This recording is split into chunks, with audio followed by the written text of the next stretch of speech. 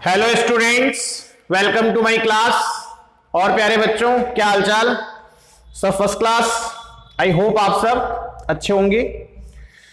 तो देखिए बेटा, as you all know, in our previous lecture we were talking about functions of marketing management, और ये एक बहुत ही इंपॉर्टेंट टॉपिक है बेटा। I have already told you कि ये 6 मार्क्स का क्वेश्चन आपके आता ही आता है। तो in our previous lecture we have already discussed the first 7 points, जिसमें आपको याद होगा आपकी मार्केटिंग एनालिसिस यानी research, marketing planning, marketing communication, product design and development, standardisation and grading, market segmentation, packaging and labelling. यहां तक हमने पिछले वीडियो में बातचीत कर ली थी। And this lecture we shall talk about the next 7 points. तो आइए फटाफट स्टार्ट करते हैं। नेक्स्ट पॉइंट है हमारा पॉइंट नंबर 8 से ब्रांडिंग। ठीक है बेटा? तो देखिए बेटा, ब्रांडिंग क्या होता है? ब्रांडिंग का मतलब होता है कि आप किसी भी प्रोडक्ट को एक यूनिक ब्रांड नेम देते हैं ताकि उस प्रोडक्ट को in comparison to other products unique बनाया जा सके, उसको पॉपुलराइज किया जा सके। देखिए, एक तो क्या होता है, किसी भी प्रोडक्ट का जो जेनेटिक नेम है, जैसे आज कपड़े धोने का साबुन है तो वो है तो एक सोप ही, तो आप उसको उसके जेनेटिक नेम से ही बेच रहे हैं, सोप से, लेकिन वो अट्रैक्टिव नहीं लगेगा, आपको भी पता है। तो हमें उसे एक ब्रांड नेम देना पड़ेगा, जैसे एरियल है, रिन है, सर्फ एक्सेल है। ये सारे क्या है? ये ब्रांड नेम्स है बेटा। These are the brand names. Company का नाम नहीं है, कंपनी का नाम तो अलग होता है। जैसे कंपनी है आपके HUL, हिंदुस्तान यूनिलीवर लिमिटेड, लेकिन उसके ब्रांड नेम जैसे आपके जो हैं अलग अलग प्रोडक्ट्स जो हैं वो अलग अलग ब्रांड नेम से आपके बिकते हैं। कॉलगेट है, पेप्सोडेंट है, दंत क्रांति है। तो इनकी मैन्युफैक्चरिंग कंपनियां अलग है। तो ब्रांड नेम में देखिए आपके पास 2 चॉइस है कि या तो आप किसी भी प्रोडक्ट को उसके जेनेटिक नेम से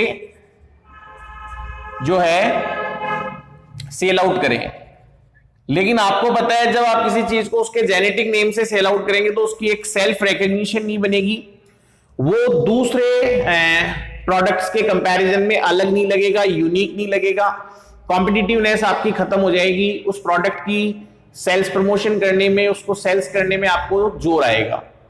तो इसीलिए आपने देखा होगा कि सभी कंपनियां ना तो प्रोडक्ट को अपने खुद के नाम से सेल आउट करती है, ना ही वो प्रोडक्ट को उसके जेनेटिक नाम से सेल आउट करती है। हर कंपनी अपने प्रोडक्ट को एक ब्रांड नेम देती है।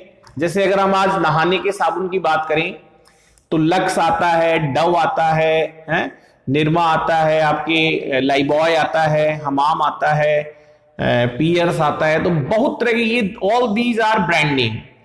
और ब्रांड नेम का फायदा क्या होता है? ब्रांड नेम से आपको कस्टमर का ट्रस्ट हासिल करने में इजीनेस होती है। कस्टमर जो होता है वो एक पर्टिकुलर ब्रांड को जो है उसकी लॉयल्टी उसके अगेंस्ट बनती है। आज आपने देखा होगा कि रोलेक्स की घड़ी है, आपकी राडो की रिस्ट वॉच है, ये ब्रांड नेम है। Adidas, Reebok. तो ब्रांड नेम जो है वो एक स्टेटस सिंबल है। ब्रांड नेम गिव्स ये an unique kind of satisfaction to consumer और कस्टमर। तो ब्रांड नेम का बेटा बहुत इंपॉर्टेंट वैल्यू है किसी भी प्रोडक्ट को पॉपुलराइज करने में, उसके सेल्स प्रमोशन को इजी बनाने में, उसकी सेल्स को इजी बनाने में। Make them attractive, make them unique, कि वो अलग लगे, कॉम्पिटिटर के प्रोडक्ट से अलग लगे। कॉम्पिटिटर के जो प्रोडक्ट है उससे बिल्कुल उसकी एक अलग ब्रांड नेम होना चाहिए, उसकी ब्रांडिंग अलग होनी चाहिए। तो ब्रांडिंग का बेटा लॉन्ग टर्म में बहुत बड़ा इंपैक्ट होता है मार्केटिंग में। तो ब्रांडिंग भी जो है वो एक मार्केटिंग मैनेजर का इंपॉर्टेंट फंक्शन है कि भाई हम हमारा जो प्रोडक्ट है उसे क्या दें, हम उसे एक ब्रांड नेम दें। क्या दें बेटा? एक ब्रांड नेम दें, जिससे उसकी एडवर्टाइजिंग करने में, उसकी पब्लिसिटी करने में, उसकी मार्केटिंग करने में, उसका सेल्स प्रमोशन करने में, उसकी सेलिंग करने में हमें इजीनेस रहे। ठीक है? और उस ब्रांड के प्रति कस्टमर की क्या डेवलप हो? एक लॉयल्टी, LOYALTY, लॉयल्टी डेवलप हो, एक विश्वास डेवलप हो, एक निष्ठा डेवलप हो। आज आपने देखा होगा कि ब्रांड के लेकर बहुत सारे लोग कि यार मैं मेरा ही ब्रांड, जैसे स्मोक की बात करें तो बहुत सारे लोग अपना ही ब्रांड पीते हैं, ड्रिंक में भी लोगों का जो अलग ब्रांड होता है वही लोग पीते हैं, तो ब्रांड को लेकर लोग बहुत ज्यादा पजेसिव होते हैं। तो हमें लोगों की इस साइकोलॉजी का फायदा उठाना चाहिए, तो we should give an unique brand name to our products, ठीक है। Let's move on the next point, customer support services, very very important. देखो बेटा, आपको पता है आज के टाइम में customer is the king of the market है, he has lots of option, तो we should provide customer support services to him. देखिए, जब एक कस्टमर को अच्छी सपोर्ट सर्विसेज मिलती है तो he will purchase our product again and again.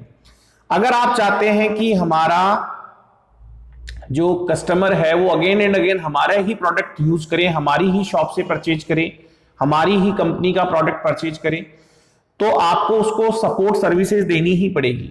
Sir support services का मतलब?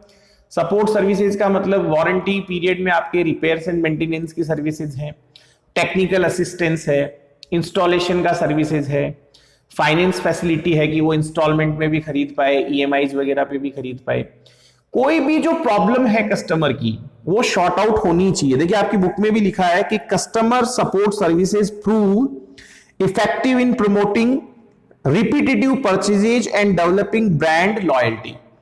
तो इससे एक ब्रांड लॉयल्टी डेवलप होती है।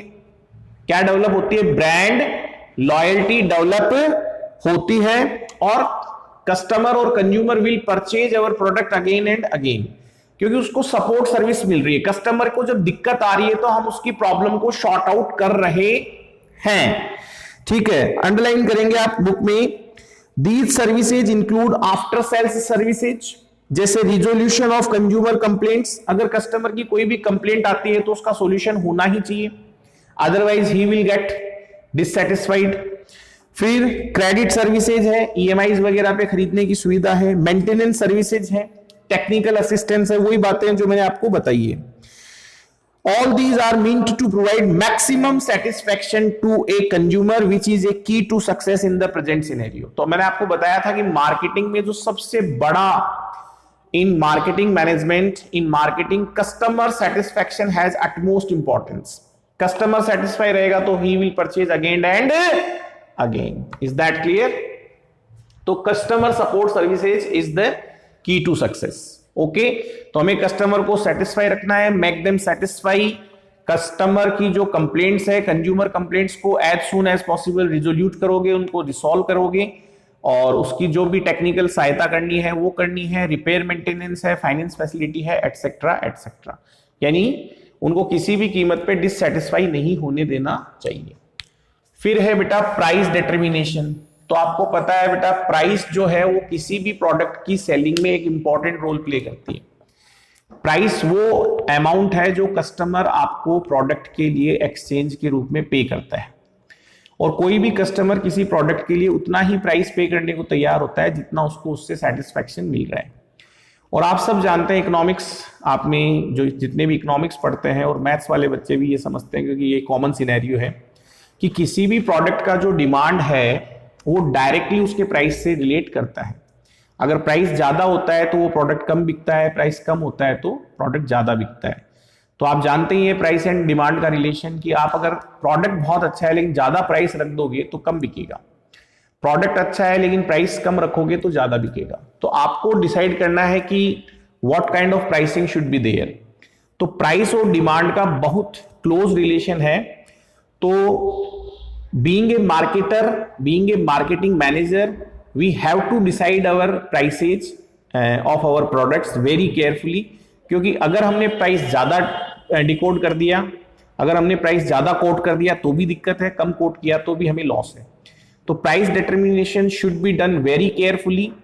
We have to look all the factors like competition, situation of other products, market situation, supply and demand, all the factors should be considered very carefully, क्योंकि price का सीधा रिलेशन आपके demand के साथ है।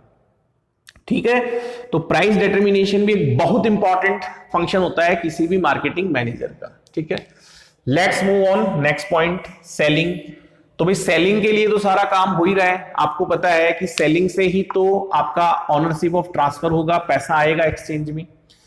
क्या कैरेक्टरिस्टिक होती है सेलिंग की? देखो सेलिंग के लिए क्या होना चाहिए, transfer of ownership, transfer of ownership, ठीक है। और कंसीडरेशन होना चाहिए बेटा उसमें, कंसीडरेशन शुड बी देयर, यानी फ्री में नहीं होनी चाहिए, कंसीडरेशन शुड बी देयर, ये चीज आप ध्यान रखिए, कंसीडरेशन शुड बी देयर, ठीक है। यानी कुछ समथिंग इन रिटर्न, पैसे देके आप प्रोडक्ट बेच रहे हो तो सेलिंग है, और आप किसी को ऐसे ही अपने फ्रेंड को दे रहे हो, गिफ्ट है, तो कंसीडरेशन होना जरूरी है, अदरवाइज सेल्स नहीं होगा। सेल्स में दो चीजें जरूरी है, ट्रांसफर ऑफ ओनरशिप होना चाहिए और कंसीडरेशन शुड बी देयर, यानी समथिंग फॉर समथिंग, कुछ के बदले कुछ लिया है, कुछ दिया है। Is that clear?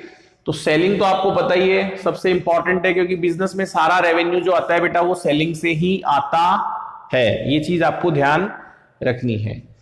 तो सेलिंग में हम क्या करते हैं, सेलिंग में हम हमारे कस्टमर को, हमारे कंज्यूमर को ऑनरशिप ट्रांसफर करते हैं, उससे बदले में कंसिडरेशन लेते हैं, यानी प्रोडक्ट का और सर्विस का प्राइस लेते हैं, ठीक है।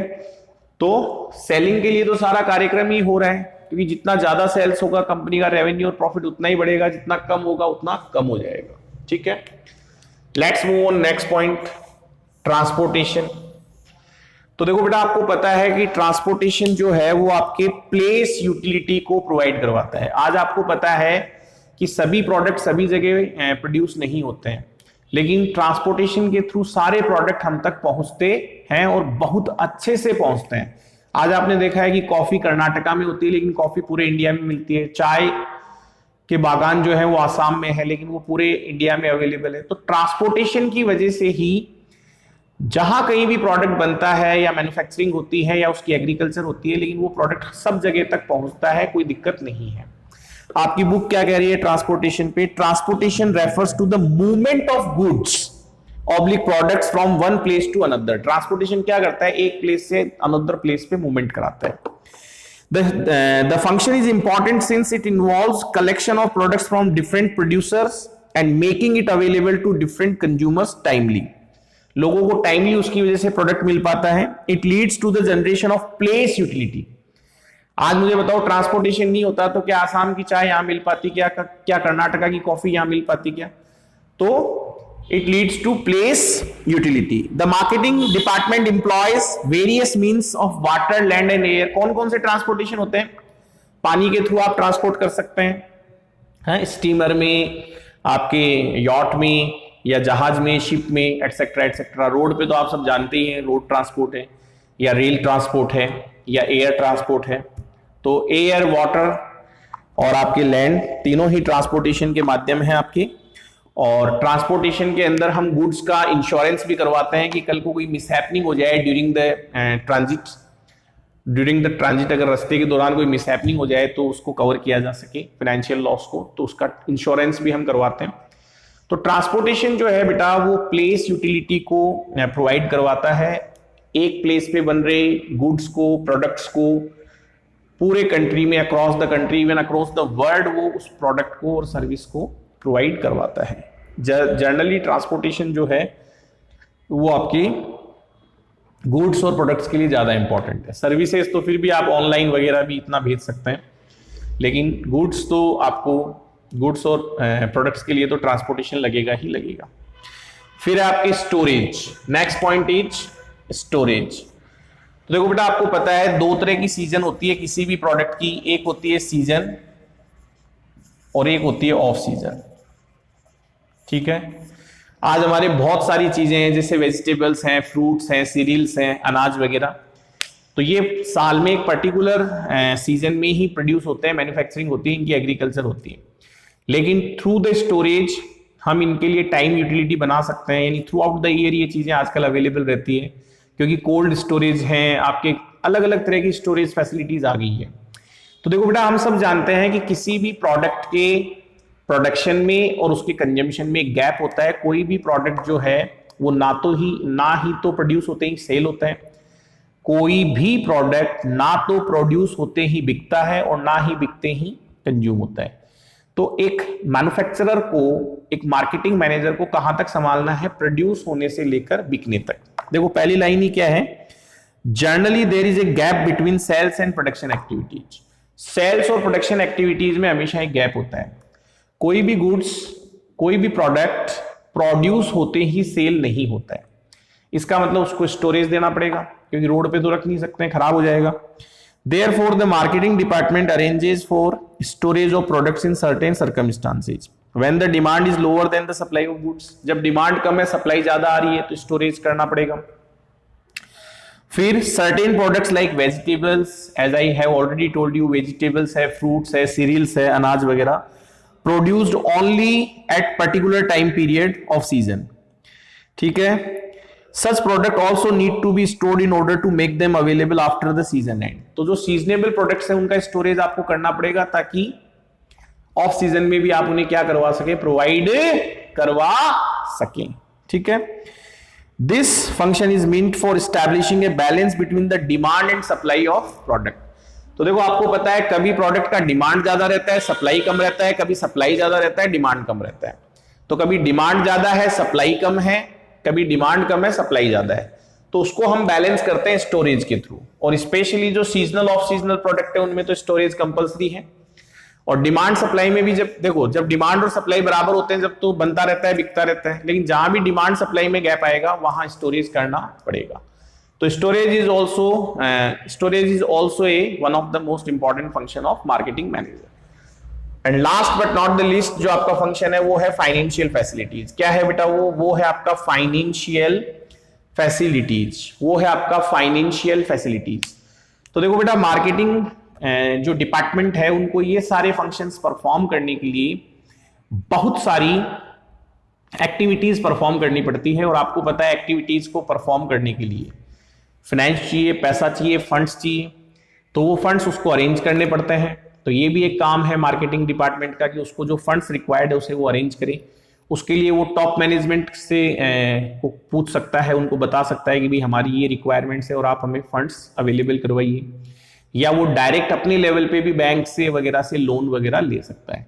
तो एक मार्केटिंग डिपार्टमेंट को अपने लिए फंड्स भी अरेंज करने होते हैं। तो ये भी उनका ही एक फंक्शन है। तो ये थे आपके आज के 7 फंक्शंस, जिनमें हमने ब्रांडिंग की बात की, कस्टमर सपोर्ट सर्विसेज की बात की, प्राइस डिटरमिनेशन की बात की, सेलिंग की बात की, ट्रांसपोर्टेशन की बात की, स्टोरेज और फाइनेंशियल फैसिलिटीज की बात की। तो बहुत ही शॉर्ट एंड स्वीट लेक्चर ही आपका। And finally I would like to say कि I hope you enjoy today's video and lecture. Thank you so much, have a nice day, thanks. और स्टे होम, स्टे सेफ। और we are waiting for the opening of schools. जल्दी ही आपके schools open होने वाले हैं। So be ready और keep studying at home. Thank you, tata, bye bye, see you in the next video. और ये शॉर्ट ले लीजिए इसका आप एक, और नोट्स में भेज दूंगा, बनाने हैं नोट्स आपको।